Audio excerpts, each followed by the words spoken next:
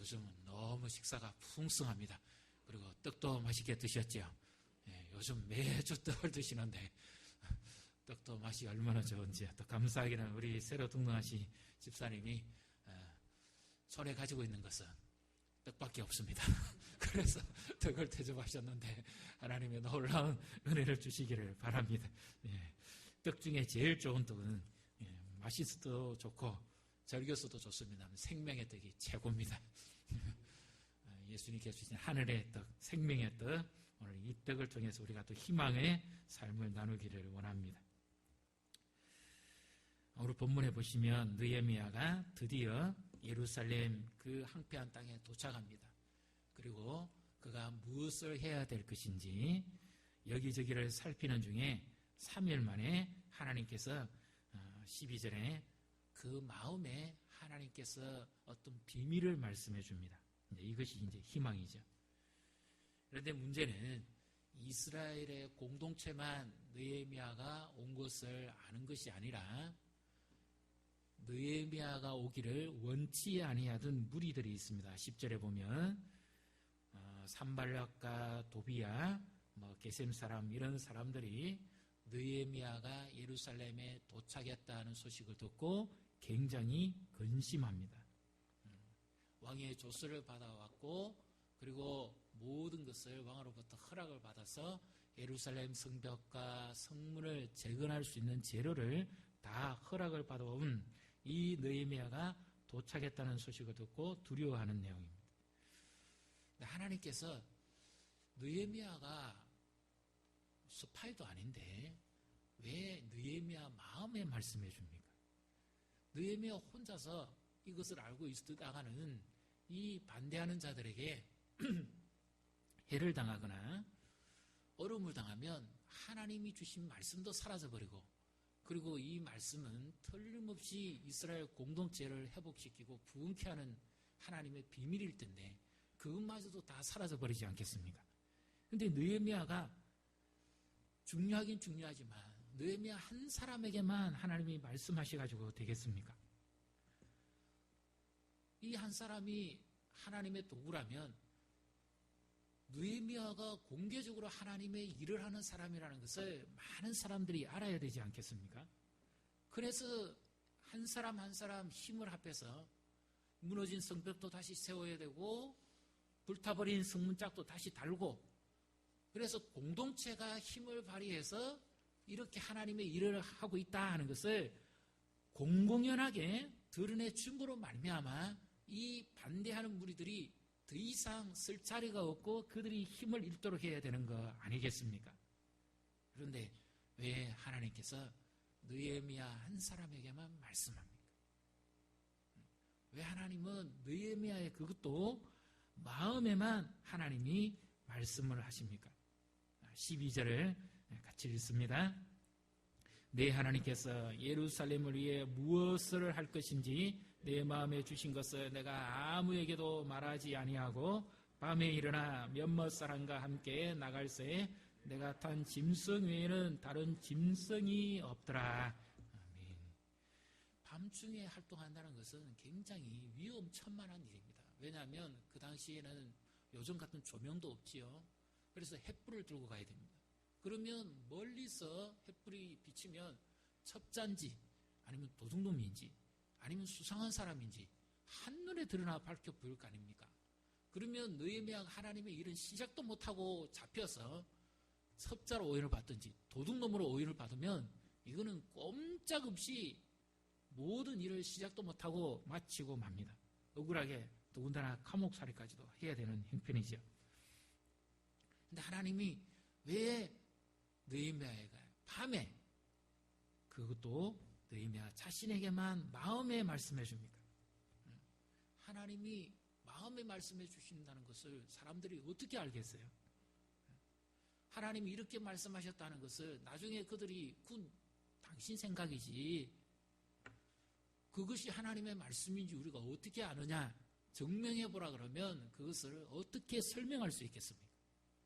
이왕 말씀하실 하나님이면 공동체적으로 말씀해 주시면 얼마나 좋을까요? 왜 하나님께서 느헤미야의 마음에 말씀을 주고 희망을 줍니까? 우리의 희망은 어디에 있습니까? 희망은 마음에 있습니다. 이 산발락과 도비와 게셈 이 무리들은 이스라엘 백성들의 마음의 힘을 다 빼앗은 무리들입니다. 일찍이 에스라를 통해서 성벽을 재건해 보려고 하다가 반대받았죠.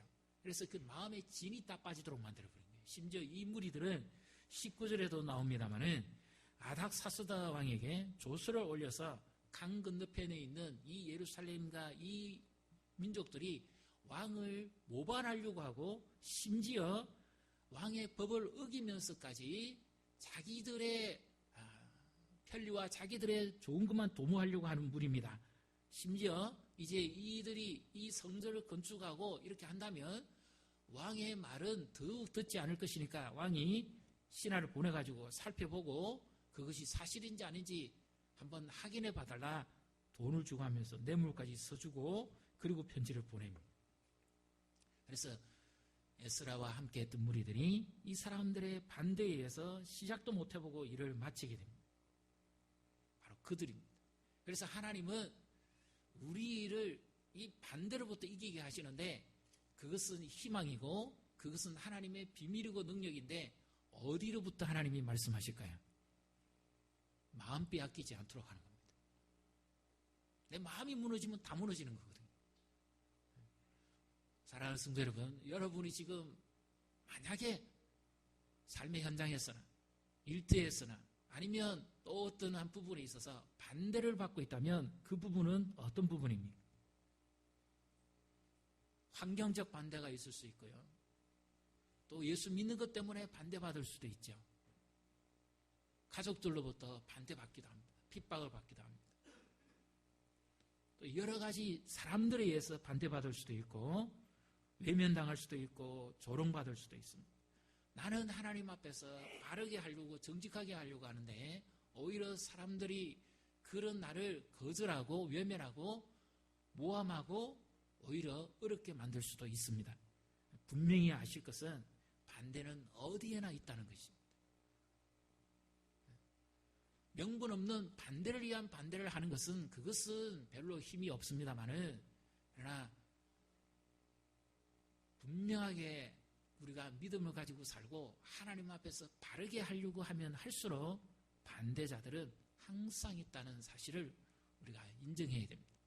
그렇기 때문에 하나님께서 환경적 반대도 우리를 기운을 빼고 힘들게 하는 것입니다만은 그 반대로 말미암아 제일 우리의 힘이 약해지는 곳이 어디입니까? 마음입니다. 마음을 놓아버리면 다 놓아버리는 거예요. 그래서 하나님이 느헤미야에게 마음에 말씀하시는 거예요. 어떠한 그 무리들의 반대를 받더라도 결코 그 자신의 마음이 빼앗기지 않도록 그 마음의 성벽이 무너지지 않고 마음에 주신 이 약속이 흩어지지 않도록 하나님께서 느헤미야의 마음에 불일 듯한 희망을 붙입니다. 그래서 오늘 우리도 하나님께서 주신 말씀을 붙잡으면 내 마음에 하나님이 불같은 희망을 불러일으켜 줄 줄로 믿습니다. 그래서 이 마음이 강하면 어떠한 반대와 어려움 속에서도 이겨낼 수 있는 거죠. 그 여호수아에게 하나님께서 가나안 정복을 명령하시면서 무기를 주시는데 최신 무기를 주시지 않아요. 가나안 땅에 있는 그 성벽의 사람들이 가지고 있는 그런 철제 무기도 아니고 골리앗이 들고 있는 그런 엄청난 무기도 아닙니다. 하나님이 주신 무기는 하나밖에 없어요. 뭡니까? 말씀입니다. 그리고는 약속하시죠. 마음을 강하게 하라, 담대하라. 내가 너와 함께 할 것이다. 마음을 강하게 한다, 담대하게 한다 하는 이 표현이 어떤 의미인가 하면 바로 하나님께서 그 마음을 흥왕하게 한다는 뜻입니다. 심령을 부흥케 해주신다는 거죠. 상황을 보면 느헤미야라도 실망할 수밖에 없어요. 그런데 하나님께서 말씀을 심령에 주시니까 이 심령에 새겨진 말씀이 그의 삶을 희망을 일으키게 하고 반대를 이길 수 있는 능력으로 나타나게 된 말씀이죠. 그렇다면 오늘 우리에게 있어서도 마찬가지입니다. 우리가 믿음으로 산다고 해서 많은 사람들이 다 우리를 좋아하지는 않아요.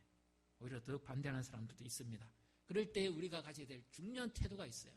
이 에머슨이라는 사람이 이런 표현을 했습니다. 현재 우리가 어떠한 상황 속에 있느냐, 그것도 우리에게는 중요한 것입니다만은, 그러나 그 상황 속에서 내가 어떻게 대처하는가, 반대가 있다 손 칠지라도 그 반대 속에서 내가 어떻게 대처하고 있는가 하는 것은 더 중요하다는 것이죠. 반대 때문에 내가 그 일을 못한다면 오히려 내 자신만 더 낙심하고 초라해질 뿐입니다. 그러나 하나님께서 반대가 있다는 사실도 이미 알려주셨고요. 그래서 아닥사스다 왕에게 하나님이 조서를 내리도록 하신 것이고, 아닥사스다 그 난폭한 기질의 사람의 마음을 하나님이 다 바꿔주신 거 아닙니까? 그래서 하나님이 이미 여러 차례에 걸쳐서 느헤미야에게 하나님이 함께 계심을 보여주셨고, 그리고 모든 것을 허락해 주신 것입니다. 그래서 느헤미야 마음이 결코 흩어지지 않도록 하나님께서 호망하게 해주신 것입니다. 그래서 바라기는 우리 교회가 하나님의 말씀으로 호망하게 되기를 축복합니다. 교회가 일어서려 그러면 그 어떤 힘보다도 하나님의 말씀이 호망해야 돼요. 하나님께서 한 사람 한 사람에게 말씀을 심령에 새겨주실 때, 그때 공동체적으로도 이 심령이 부흥하게 되고, 그리고 개인적으로도 하나님께서 사람을 부흥케 합니다. 그래서 이 부흥하는 어떤 교회나 공동체나 단체를 보면요, 이 연구한 사람에 의해서 보면 이렇습니다. 부흥이라는 것은 짧은 시간에 이루어지는 건 아니에요. 그래서 진정한 성경의 부흥은 이런 내용입니다. 어떤 사람들이 모였는가, 멤버, 그러니까 어떤 구성원들이 모였느냐에 따라서 그것이 겉으로 드러나는 것이 열매로 보이는 것인데, 질이 양을 구축한다는 겁니다. 교회에 어떠한 멤버들이 모여서 함께 하나님과 더불어 하나님의 약속을 붙잡고 살아감으로써 하나님께서 한 사람 한 사람의 심령을 부흥케 하고 흥황케 함으로 말미암아 그 결과로 인해서 양으로 드러나는 거예요. 그래서 말씀이 흥황함으로, 초대교회 부흥을 보십시오.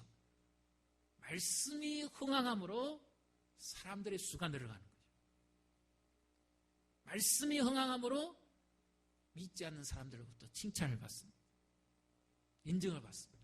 말씀이 흥황함으로 사람들이 변합니다. 심지어 뭐라고 하는가 하면, 이 반대자들이 초대교회의 성도들을 보고 이렇게 말했어요. 저들은 예수를 전념시키는 자다. 바로 그와 같은 표현이 나옵니다. 세상을 뒤집어 놓을 자들이다. 좀 안 좋게 옛날 성경에 표현하면 연병자들이다, 이렇게 표현되어 있습니다. 우리 표현을 하면 전염병이죠. 예수의 생명을 전파해서 세상을 변화시킬 자들이다. 바로 그렇게 표현한 거죠. 그래서 교회도 마찬가지입니다. 기간도요, 하나님께서 부흥케 해주실 때 보면 모든 기간이 고르게 성장해 갑니다. 이것이 하나님이 하신다는 증거예요. 근데 쇠퇴할 때는 보면 또 물 빠지듯이 모든 기관에서 쫙 빠져나가 버립니다. 하나님께서 하심의 그 증거가 바로 질적으로도 나타나고 양적으로도 나타나는 거죠. 우리 교회가 이 양산의 복음화, 그리고 하나님께서 약속하신 대로 하나님의 이 도구가 되어서 이 땅을 고치고 치유하시기를 원하시는 하나님의 축복의 통로가 되기를 주님의 이름으로 축복합니다. 그러기 위해서는 우리가 믿음으로, 그리고 하나님 주신 말씀을 붙잡고 하나님 앞에 엎드려야 됩니다. 그래서 하나님은 그 말씀을 누구에게 주시느냐? 사모하는 자에게 주시죠. 은은하게 젖주지 않습니까? 사모하면 사모하는 자에게 하나님은 말씀의 떡을 깊이 있게 주십니다. 사모하는 자의 영혼을 만족케 하며 줄인 영혼을 배부르게 하신다죠.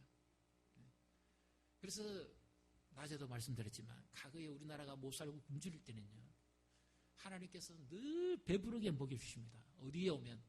교회 와서 예배드리면 하나님께서 생명의 떡을, 영의 양식을 배부르게 먹여주시는 거예요. 그 양식을 먹으면 먹을수록 꿈이 생기고 희망이 생기고 미래가 보이는 겁니다.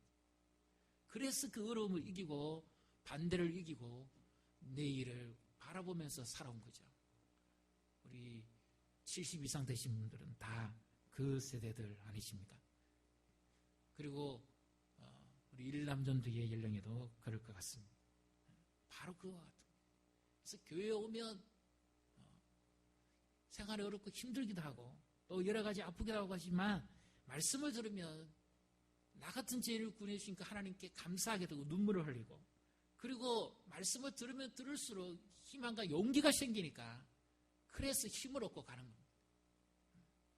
그래서 하나님께서 말씀을 흥하게 해주셔요. 그 약속이 어디로 흘러가야 되는가 하면 우리의 가정에도 물과 같이 하나님의 흥황케 하심이 흘러가기를 축복합니다. 그래서 교회가 영적인 힘을 얻으면 가정으로 갑니다. 가정을 하나님이 흥황케 하는 거예요. 흔들리는 것들을 바로잡습니다. 막혀있는 것들을 열어주시죠. 그리고 한 사람 한 사람, 가족 구성 한 사람 한 사람을 하나님께서 심령을 흥황케 합니다. 그 가정이 평안하게 되는 거예요. 말씀의 떡을 먹으면 먹을수록 가정도 평안합니다. 반대가 없지는 않죠. 어려움이 없지는 않습니다. 그렇지만 하나님께서 말씀을 먹을수록 심령을 강하게 해주시니까 가족 간에도 대화가 바뀌는 겁니다. 소통이 되고 힘을 얻고 위로하게 되고 격려하게 되고 축복하게 되는 거죠. 그래서 교회가 흥황하고 가정이 흥황하면 어디로 갈까요? 직장이나 일터로 갑니다. 왜 그런지 그 사람을 보면 그렇게 기뻐할 수가 없는 거죠. 똑같은 일을 합니다. 똑같은 현장에 있습니다. 심령이 부흥게 되면 기쁨과 감사가 있는 겁니다. 아무리 환경이 좋아도 마음에 근심이 있고 심령이 편치 않으면 우울해지는 거거든요. 그래서 하나님께서는 이런 흥황의 역사, 반대가 있어도 반대를 이길 수 있는 그 능력의 무기를 하나님께서 말씀을 사모하고 구하는 자에게 비밀로 주실 줄로 믿습니다. 그래서 가정도 흥황하게 되시고 또 일터도 자녀들도 모든 일에 하나님께서 심령을 흥황하게 주심으로 이런 아름다운 열매 맺음이 넘치기를 주님의 이름으로 축복합니다. 사마천이 그 중국의 준주 전국 시대에 그 나와 있는 한 기사인데요. 여기 보면 조나라라는 나라가 있습니다. 그 무령왕이라는 왕이 호복기사라고 하는 이 내용이 나옵니다. 이게 무슨 의미인가 하면 북쪽에 오랑캐하고 이 무령왕이 다스리는 조나라가 가서 싸우게 됩니다. 이 조나라가 오랑캐를 정벌하기 위해서 원정을 떠났는데 가서 싸우면 싸울수록 피하는 거예요. 이들은 정예군인이고 오랑캐는 말 그대로 어압지주로 오랑캐입니다. 그런데 아무리 붙어도 못 이기는 겁니다. 이 정예군대가. 그래서 그 원인이 뭔가 하고 아무리 생각해봐도 도무지 원인을 모르겠어요. 그런데 나중에 찬찬히 뜯어보니까 한 가지 다른 점이 있습니다. 그것이 무엇인가 하면 오랑캐는 가벼운 옷을 입었다는 거예요. 정예군대는 철저하게 무장해서 갔다는 거예요. 그래서 그들의 몸놀림은 마치 신출기물 한 겁니다. 그래서 이제 신하들이 그 사실을 알고 왕에게, 왕이여, 지금 다른 거는 우리가 더 뛰어난데 이거 한 가지 때문에 우리가 싸우기만 하면 피합니다. 그러니까 우리의 기동성을 위해서 우리가 옷을 바꿔 입어야 됩니다. 그러니까 고관들이 반대를 하죠. 허락을 안 합니다. 근데 왕도 심각하게 고민해 봅니다. 몇 번이나 참패하고 난 다음에 더 이상 이럴 수는 없다 해서 결단을 내립니다. 그래서 왕이 너희도 같이 그와 같은 옷으로 바꿔 입어라. 그리고 전쟁에 내보냅니다. 어찌 됐을 것 같습니까? 승리했죠. 네. 옷을 하나 바꿔 입어도 전쟁에 승리할 수 있는 겁니다. 그것이 바로 이제 이 호복 기사라고 하는 내용입니다. 만일 왕이 반대에 부딪혀서 개혁하지 못했다면 계속 전쟁에서 실패하고 정복도 못했을 겁니다. 아무 일도 못하는 거죠. 반대는 어디에나 있습니다. 왕이 융단을 내리고 결정했을 때 마침내 이 반대도 극복이 되고 북방의 오랑캐도 다 정벌하게 된 거죠. 하나님의 역사도 마찬가지입니다. 반대가 있습니다. 있어도 하나님은 결코 그 반대 때문에 우리가 포기하게 하시지는 않는다는 사실이죠. 반대는 언제든지 있습니다. 하나님께서 주신 말씀을 무기 삼고 나갈 때 그것이 우리를 희망으로 인도하여 가실 줄로 믿습니다. 남북전쟁 때 보면요, 미국의 워싱턴 장군이 가장 고전한 전투는 필라델피아의 벨리포지라는 마을에서의 일어났던 전투입니다. 군인들은 추위와 굶주림으로 탈진 상태에 빠져 있었습니다. 그렇기 때문에 워싱턴이 이끄는 군대가 승리할 것이라고는 아무도 인정하지 않았습니다. 그런데 워싱턴의 비스 루이스는 반드시 우리가 이긴다 확신을 했다는 거죠. 무엇을 근거로 해서 이길 수 있단 말입니까? 그래서 나중에 이 결과를 쓴 기록이 이렇게 나옵니다. 이 루이스라는 사람이 워싱턴 부대가 반드시 이길 것이라 했던 이유는 이와 같은 겁니다. 장군은 하루에 4번씩 성경을 펴놓고 기도했습니다. 기도를 마치고 나오는 그의 얼굴은 너무나 평화로웠습니다. 전투는 끝까지 침착성을 유지하는 쪽이 승리하는 법입니다. 상황을 보면 절망입니다. 그런데 워싱턴이 하나님 앞에 말씀을 펴놓고 기도하고 나오는 순간은 하나님께서 워싱턴에게 희망을 주는 거죠. 비밀을 새겨주는 거죠. 용기를 얻고 포기하지 않고 그 작전을 펴니까 마침내 하나님이 역사하시는 거죠. 그래서 우리 성도님들 앞에 있는 어려움과 반대가 있다면 그것은 우리 힘으로가 아니라 하나님이 주시는 힘과 능력으로 극복할 때 하나님께서 우리에게 더 나은 승리도 주실 뿐만 아니라 우리에게 더 하나님이 기뻐하는 거룩한 뜻을 이루어 가실 줄로 믿습니다. 우리 조금 이따 부를 찬송가 가사 중에 이런 내용이 있습니다. 예수가 그늘이시니. 어떤 고부관계 갈등이 많은 이 자부가 너무너무 마음이 상해서 속상해있다가 갑자기 이 찬송을 부르는데 예수가 그늘이시니 예수가 함께 하시니 시험이 오나 겁없다. 예수가 함께 계시니 시험이 오나 겁없다. 시험이 오나 겁없다. 얼마나 힘들었으면 그랬겠습니까? 예수가 그늘이시면 시험도 이길 수 있습니다. 예수가 그늘이시면 반대도 이길 수 있습니다. 그래서 이 가사도 살펴보면 이렇습니다. 1절에 하나님의 손은 은밀하게 우리에게 임하신다.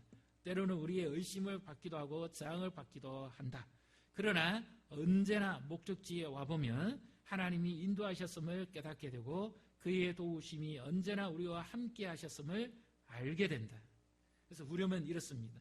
이스라엘 백성을 출애굽시켜 언제나 그들과 동행하셨던 것처럼 하나님은 언제나 우리와 함께 동행하신다. 예수가 함께 계시니 모든 일들 가운데 그 주님의 그 능력이 우리를 도우시고 승리하게 하는, 흥왕케 하는 비밀이 되는 줄로 믿습니다. 그렇기 때문에 반대에 부딪혀도 그 반대에 집중하지 마시고 반대를 능히 승리하게 해주실 하나님께 집중하십시오. 만약에 그 반대가 사실 아무것도 아니라면 포기하면 얼마나 우리는 안타까운 것입니다. 그렇죠? 그래서 하나님께만 집중할 때 반대도 넘어가고 이길 수 있고 모든 것을 승리하게 될 줄로 믿습니다. 이런 하나님의 약속들을, 하나님의 그 능력의 손이 우리 가운데 함께 하시기를 주님의 이름으로 축복합니다. 우리 찬송하겠습니다. 393장 헌금은 우리 다음 주에 장학 헌금을 드리도록 하겠습니다. 393장입니다.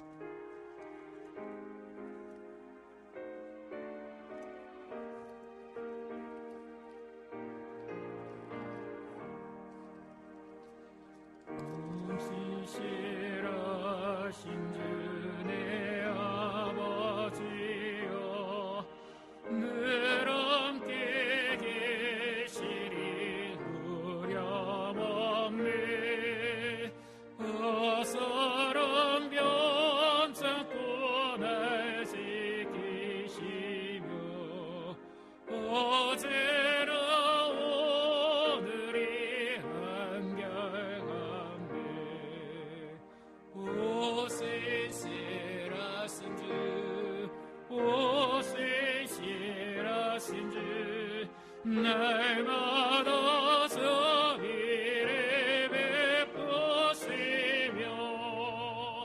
일용할 모든 것 내려주시리. 오신 신으신 주 나의 구주 봄새가 또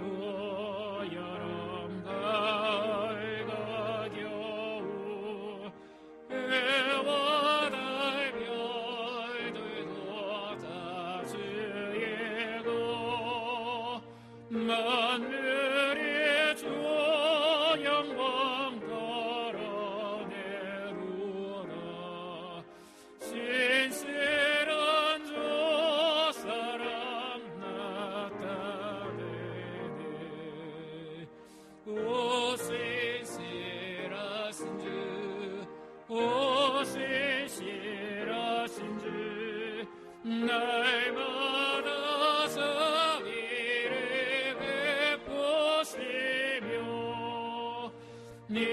일용할 모든 것 내려주시리.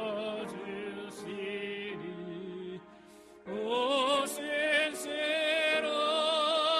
주 나의 우주 내 죄를 쌓여